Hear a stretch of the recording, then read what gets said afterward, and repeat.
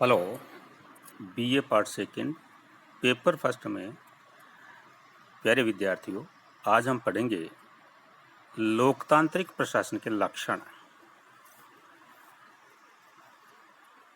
लोकतंत्र में जैसा कि आपको मालूम है, जनता का शासन होता है। तो इसके लक्षण में सबसे पहले हम देखते हैं लोक प्रभुता। लोक प्रभुता से आशय है कि लोकतंत्र में सत्ता का स्रोत जनता होती है तथा जनता का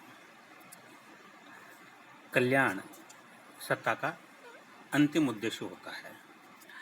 अतः इस प्रकार के शासन के समस्त गतिविधियां जनोन्मुखी होती है।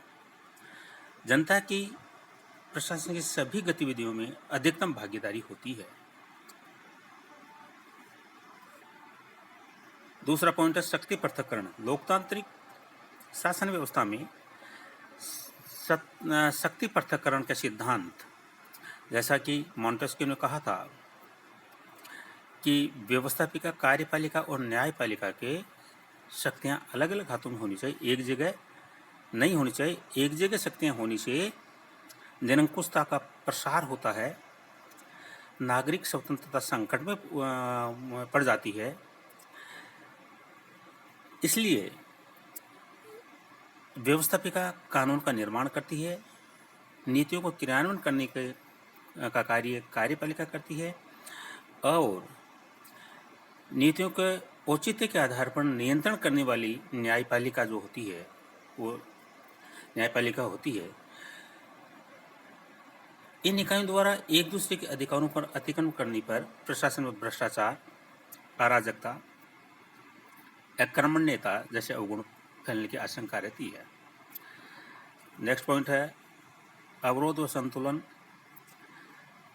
लॉर्ड एक्टन के अनुसार सत्ता भ्रष्ट करती है तथा संपूर्ण सत्ता पूर्ण भ्रष्ट करती है। अतः प्रशासन के संदर्भ में इसे लागू किया जा सकता है। लोकतांत्रिक प्रशासन में सत्ता को भ्रष्ट और तानाशाह होने से बचाने के लिए प्रशासन के अंगों में शक्तियों के स्पष्ट विभाजन के साथ साथ शक्ति संतुलन या अवरोध एवं संतुलन के सिद्धांत का पालन किया जाता है। जिस प्रकार से विधायी और संसदीय नियंत्रण हम बात करें, संसदीय प्रक्रियाओं द्वारा, जिसमें संसद में प्रशासन संबंधी नियम, कानून, नीतियाँ, प्रशासन संबंधी प्रश्न आदि शामिल होते हैं। इसके अलावा संसदीय समितियों द्वारा इसके अंतर्गत संसद की स्थायी एवं वित्तीय समितियाँ यथा लोक लेखा समिति, प्राक्कलन समिति, लोक उपकरों पर समिति आदि द्वारा प्रशासन के कार्यकरण एवं व्यय पर नियंत्रण किया जाता है। न्यायिक नियंत्रण में न्यायपालिका द्वारा प्रशासन के विरुद्ध जन सुनवाई द्वारा न्यायिक सक्रियता, न्यायिक पुनरावलोकन, जनहित याचिका जैसे अनेक साधनों द्वारा प्रशासन के कार्यों पर नियंत्रण स्थापित किया जाता है। कार्यपालिका द्वारा प्रशासन संबंधी नियम उपनियम बनाकर प्रशासन पर नियंत्रण स्थापित करती है। इस हेतु कार्यपालिका व्यवस्थापिका द्वारा बनाई गई नीतियों पर प्रदत्त विधायन द्वारा नियम उपनियम बनाती है तथा अपने अध्यादेश की शक्ति का भी प्रयोग कर सकती है। अगला पॉइंट है संविधानवाद, यानी संविधान के अनुसार शासन प्रणाली चलती है। संविधान में जो प्रावधान, लक्ष्य, आदर्श के जो निर्धारित होते हैं, उसके आधार पर प्रशासन चलाया जाता है। संविधान लोकतांत्रिक और लोकप्रिय मूल्यों की समर्थक विचारधारा है। संविधानवाद एक साध्य है, जबकि संविधान इस निमित्त एक साधन है। अतः लोकतांत्रिक प्रशासन में संविधान के प्रावधान के पालन के साथ साथ संविधानवाद के सिद्धांतों को भी लागू किया जाता है। नेक्स्ट पॉइंट है विधिक समानता, लीगल इक्वलिटी। विधि के समक्ष सब समान होते हैं। प्रत्येक व्यक्ति यानी कि विधि किसी भी व्यक्ति के साथ जाति, धर्म, जन्मस्थान, वर्ण या अन्य किसी भी आधार पर भेदभाव किए बिना उसके साथ समान व्यवहार करती है। इसके साथ ही यह भी सुनिश्चित करता है कि किसी भी व्यक्ति या व्यक्तियों के समूह को विधि द्वारा विशेषाधिकार या विशिष्ट उपचार नहीं दिया जाएगा। नेक्स्ट पॉइंट है विधि का शासन।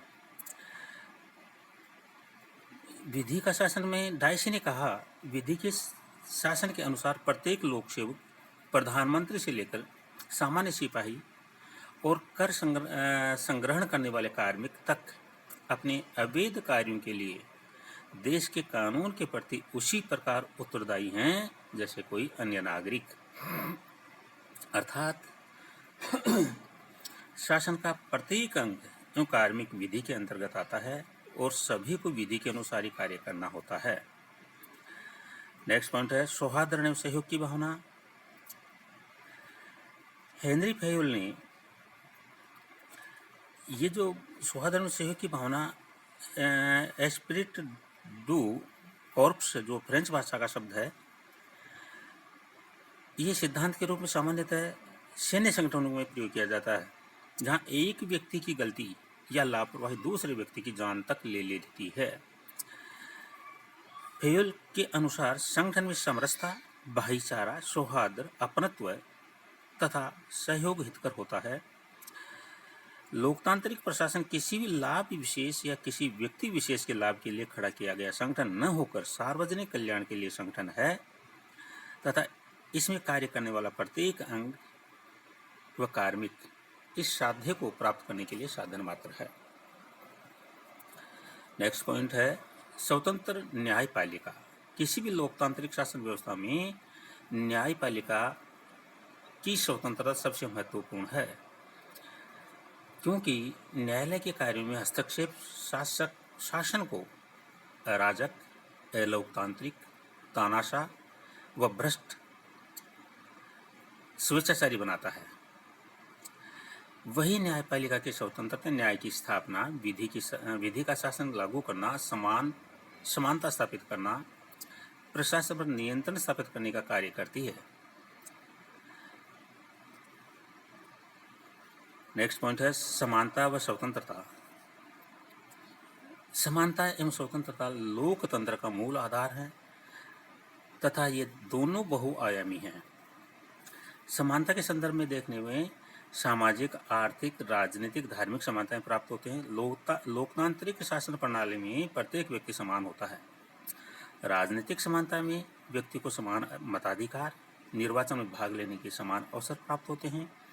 अर्थात समानता में व्यक्ति को प्रशासन के समस्त योजनाओं और नीतियों का समान लाभ, रोजगार के समान अवसर व अन्य के राज्य के संसाधनों का समान वितरण प्राप्त होता है।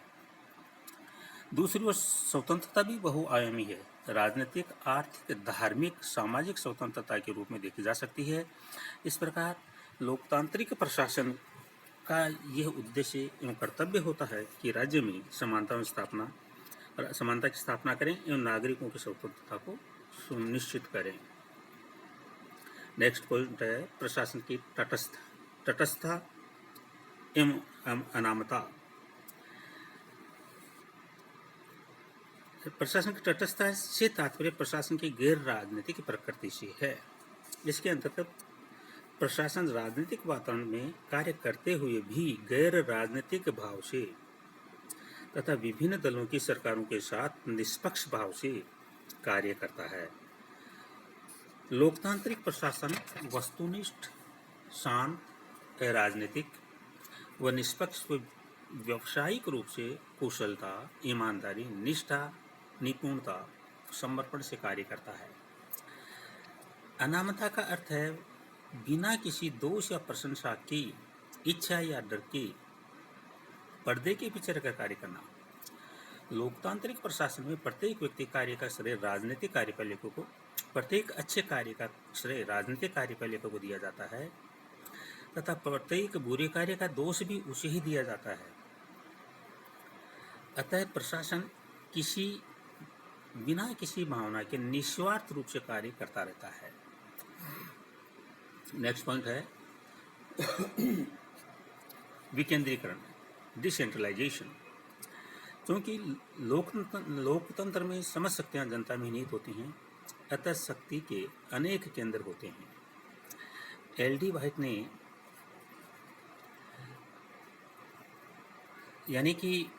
ने कहा, प्रशासन के निम्न तल से उच्च तल की ओर प्रशासनिक सत्ता के स्थानांतरण की प्रक्रिया को केंद्रीकरण कहते हैं, तथा इसके ठीक विपरीत उच्च से निम्न तल की ओर प्रशासनिक सत्ता का स्थानांतरण ही विकेंद्रीकरण कहलाता है।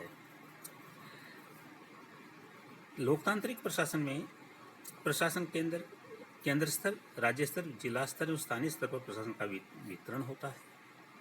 अतः प्रशासन एक जगह या एक व्यक्ति द्वारा संचालित न होकर अनेक जगहों से अनेक प्रशासकों द्वारा संचालित होता है।